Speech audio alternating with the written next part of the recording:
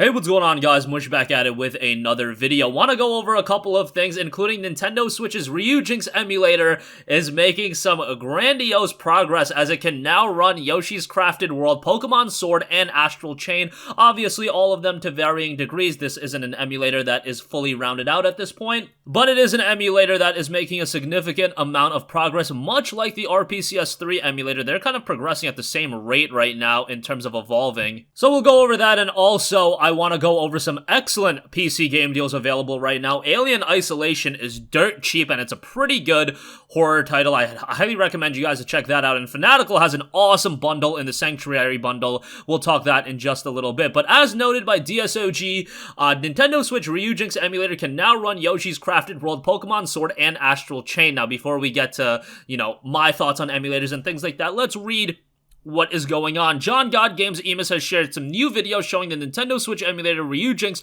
running a couple of games, most notably Yoshi's Crafted World, Pokemon Sword, Astral Chain, and Super Smash Bros. Ultimate running on the PC via this emulator. You'll see with Yoshi's Crafted World that has major graphical glitches, and the performance in Super Smash Bros. Ultimate is awful. Still, the fact of the matter is that the games that are getting off the ground, and they're getting off the ground this quickly after the release of a platform, that is pretty incredible to see, considering the fact that the Switch emulators are still relatively early on. As far as Pokemon Sword goes, that appears to be at more of a playable state. While there are a few graphical glitches here and there, the game appears to be running smoothly. However, we don't know if the title is fully playable yet, but a portion of it seems to be making a considerable amount of progress. And then we have Astral Chain, which out of all of those games, Astral Chain is one game that I really enjoyed, and I would love to see that game on PC, just because the fact of the matter was it did have a couple of limitations running on the Switch. If we could get that higher frame rate, better resolution, things of that nature, that game can really go off. Astral Chain, it was noted, appears to be running pretty smoothly. Still, there are some annoying stutters that hopefully will be fixed in the future, and the fact that the Nintendo Switch emulator can even run AAA games at this point so quickly after the release of the platform, that is pretty incredible. The uploader, specifically John God Games Emus, used a custom version of Ryujinx that was based on its latest version, and I will leave a link to his videos in the description box below so you can check that out as well. Obviously, if you're looking to use Ryujinx emulator to completely replace your Nintendo Switch, that's probably not a wise idea at this point, but I always like to follow the progression of emulators over the last few years, seeing the progression of RPCS3 from where it was at to where it is at now, where it's running games like Persona 5 pretty well.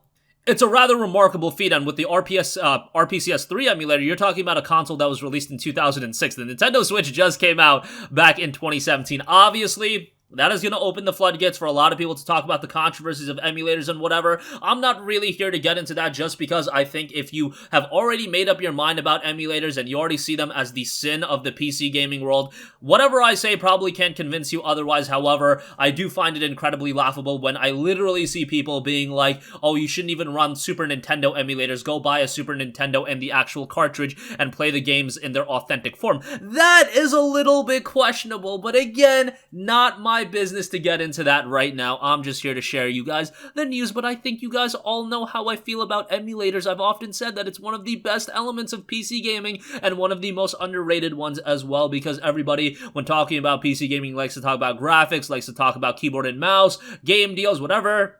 But man, I think emulation is just so incredible. Maybe it's because I'm the kind of person that does like to play some of the older titles, and I have a lot of nostalgia with platforms like the PSP, platforms like the PS2, PS1, Super Nintendo, N64, all that good stuff. And the fact of the matter is to have it all housed on one machine, that to me is pretty incredible. And then you add in the factor of mods being thrown in there. It's pretty insane what you can do with emulators, but nonetheless, if you just want to stick to the Super Nintendo cartridge, that is a-okay with me.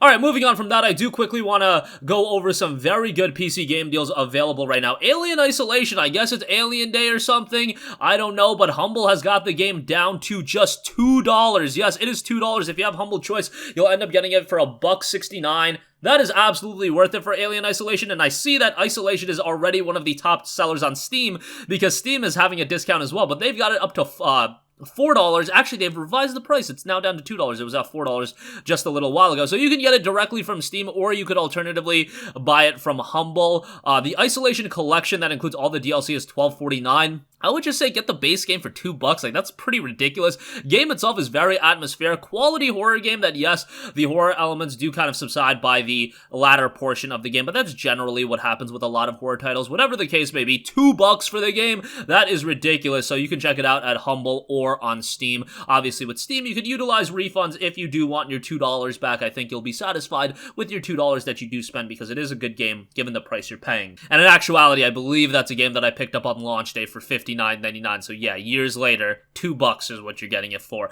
Lastly, I do want to give you guys a heads up on Fanatical Sanctuary bundle. This bundle is nuts. You've got Walking Dead and the 400 Days DLC in there. You've got Walking Dead Season 2. You've got Redeemer Enhanced Edition. You've got This War of Mine Final Cut. You've got This War of Mine Story Season Pass. You've got a classic Doom-like FPS and Blood Fresh supply. You've got Roller Coaster Tycoon Classic, and then you have Warhammer 40k Sanctus Reach. This is a nuts bundle given that it's just $5. Already $5 for Walking Dead, and Walking Dead Season 2 is really good, and you get the mini-series on top of that. Just those three for $5 is great. I've talked highly about Walking Dead and Walking Dead Season 2.